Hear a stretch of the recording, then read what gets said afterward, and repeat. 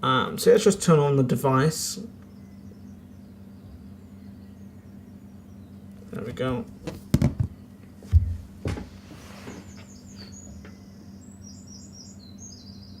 This should be relatively quick.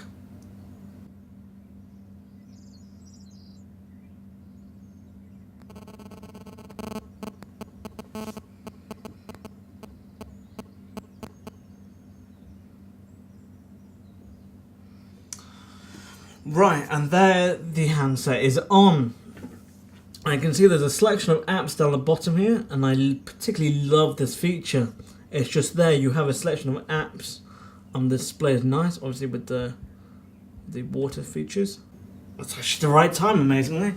But some people claim that the TouchWiz UI is particularly heavy.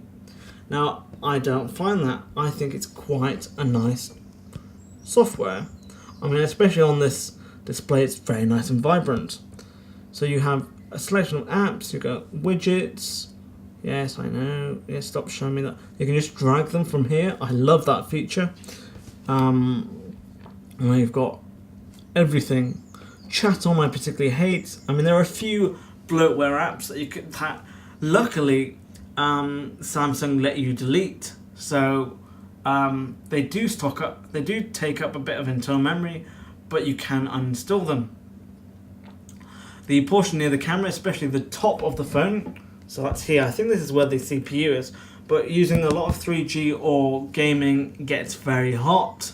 It is a very good phone, and I reckon it's more geared toward people who are in business or use their phone mainly for social, browsing, listening to music, which I actually use this a lot for, and casual gaming. Now, in its time, it was one of the most powerful devices out there. But obviously now it's quite behind. According to people, it can get quite laggy on the UI. I mean, there you go, just then. It is slightly laggy, but it's manageable. You get incredibly used to it, and it doesn't really affect the way it works. The display is very crisp and clear. And funnily enough, even though this looks quite a big device, it's not as big or clunky as it appears. It's very comfortable in the hand, very nice there indeed. I personally like using the volume rocker here, and then using our thumb here. So heading into the settings, obviously we have Wi-Fi. We can go into tethering. So we can do a portable blah blah blah. Yes, Bluetooth, USB, all that stuff. What else have we got? We got home screen modes. We can go into a simple mode. So that just changes it into a really simple layout. Blocking mode, I'm not sure of that. Sound, we have vibration intensity, well, everything you can see there. Haptic feedback, I love haptic feedback. It just knows that you're using the phone correctly. Display, now you can change the colors on this, I believe. Screen mode. So you should be able to change between dynamic, and it should show you this changing very slightly. We'll go to movie, it should, there you go. But keep it on standard, because that's the way that it is. You've got smart stay, so basically it uses the camera and the sensors to decide if you're looking at it, and then it will stay on. You can set the font. Now I love this feature. On what's it called? On one of my new handsets, especially the Huawei P9, you don't get this option, or you do, but it's probably hidden. And I love being able to do this because it means that you can make it look, you can personalize it in a way, basically. So I always like doing this, and you can change font size. It's just a lot easier. Now, looking at this, it looks like a more personalized device, and I love it. You have power saving mode, which is actually great. And it shows you what the power is draining on. Just the calls at the moment. Just the screen at the moment, sorry. Application manager, this will basically show you what's being used, what's running, and then there you go. But it's a very good app indeed. Let me just go the basic things. So we've got motion that basically can have direct call, tilt to zoom, which I've actually used. You hold 2 fingers here, then you move the device backwards and forwards. You've got shake to update, turn over for mute, and then you've got palm swipe to capture it. So you go on the top there, you swipe, and it will capture a picture or a screenshot as well. Got the S Pen controls, so you've got dominant hand. Now I'm left-handed, so I would usually change that, but since I'm not using this device, I don't need to worry. And then accessories, so you've got dock sounds, audio output, I'm using external speakers, desk home screen replay, display, and then you've got HDMI audio out via stereo or surround if you want to. Then you've got developer options, which I've struggled to find on a few handsets nowadays. So you've obviously got, so I'll turn that on, I know. So you've got protect SD card, stay awake, USB debugging, which you'll need to use sometimes if you connect to it. Then it'll show you touches, so you do that, and then it'll show you various things that you're clicking. You know, there's a lot here that for developers is very useful indeed.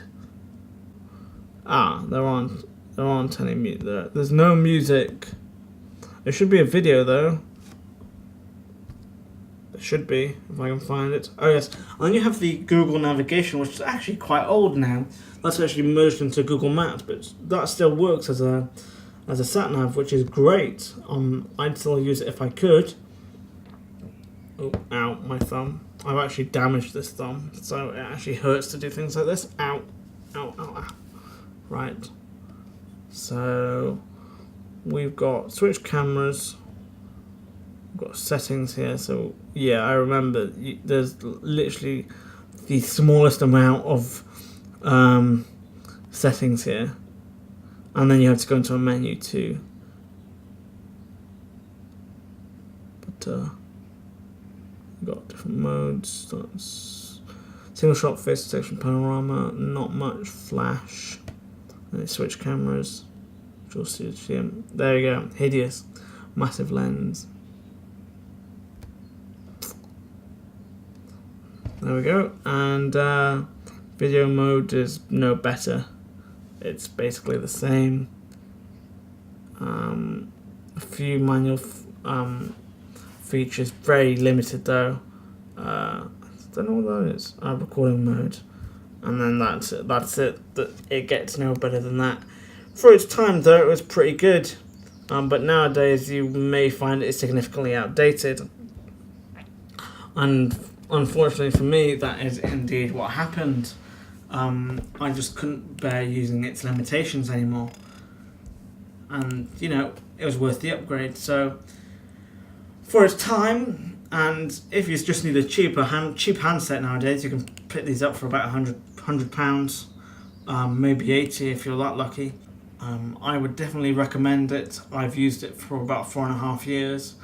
And it still does things pretty well. If you just need to make calls, listen to music, it's an ideal device. If you need to do any more, such as gaming, I would recommend getting something else, or at least a tablet that could cope with the performance needs. Now, that concludes my unboxing and review today of the Galaxy Note N7000. I hope you've enjoyed it. Please feel free to like the video, subscribe. This will be on the website also, which there will be links to. Thanks for watching.